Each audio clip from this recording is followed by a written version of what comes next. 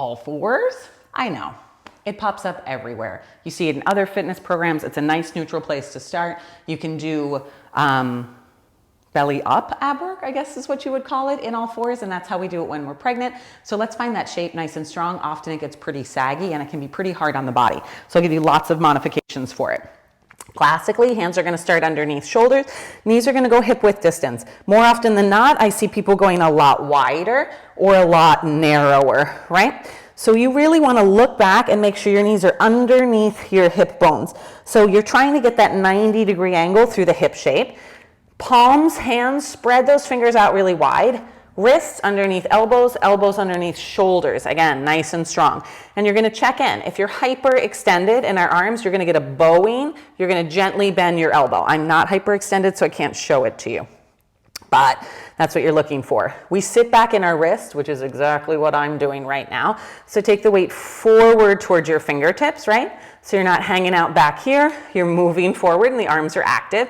You want to roll your shoulders out of the way and pull them out of your ears. So they're not sinking, they're getting longer. You're looking down, but also forward. And then we got to pull the belly up.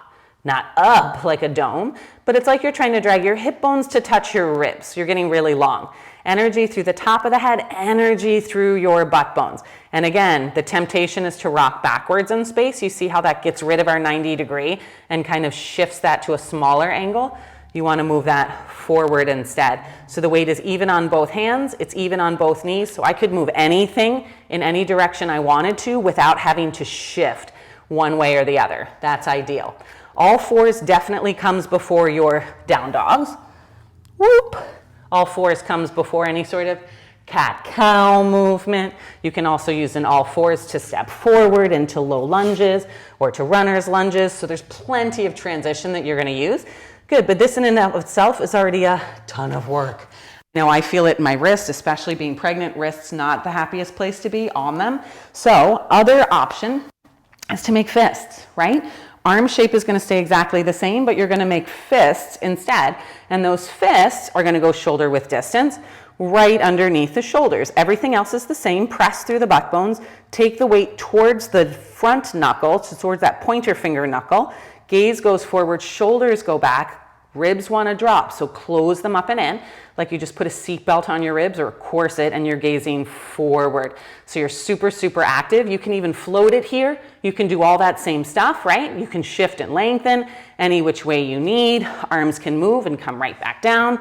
This is also great for your high planks, right? You can use these fists. So if you're having a day where your wrists are just exhausted, fist it out. Just use your fists. Great. Is that it for all fours? Yeah, just notice, again, especially with baby, we get really saggy, right? We think we're pulling up, but there's almost always a little bit more you can do. And also super important, next level stuff.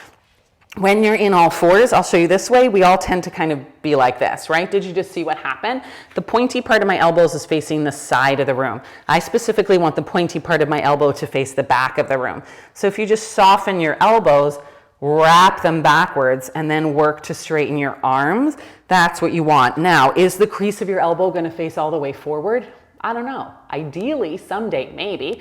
But right now, that might not be the case. So wrap, press into your fingertips, lengthen, and see if you can start to engage the arms. Then pull your shoulders back and gaze forward.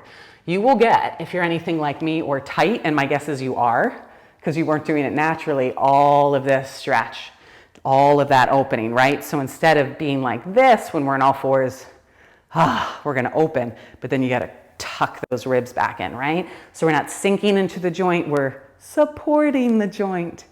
And that's all fours. Not as simple as we thought, but really important. So do it.